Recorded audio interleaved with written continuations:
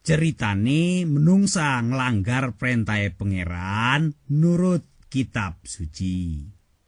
Sawijine dina Hawa bojone Adam campuh karo Ula ning taman. Nah, Ula kepengen nggoroi Hawa terus takon, "Bener tah pangeran ora ngolehi sira mangan woh-wohan kabeh ning taman iki?" Sing Hawa nyauri, "Ora ngono, guneme pangeran ngene. Woh-wohan kabeh ning taman iki kenek sira pangan. Tapi ne wohe wit sing gene ilmu aja sira pangan, ya aja sira utik. Nek sira nglanggar perintahe reang, sira bakal mati. Tapi ne sing Ula guneman, sira ora kira mati.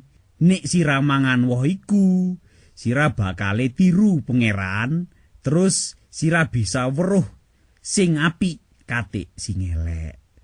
Mari ngono Hawa ndeleng woh iku kok ketoke enak dipangan. Apa maneh woh iku bisa nggenehi ilmu. Sidane kemlecer dipetik dipangan. Mari ngono diwenang Adam wong loro pada mangan. Bareng mari mangan, sing maune ora rumangsa isin, saiki rumangsa isin deleng awake dhewe mudah blejet. Sidane golek gegodhongan kanggo nutupi awake. Nah, ora kosi suwe wong loro krungu nek pangeran tekaning taman.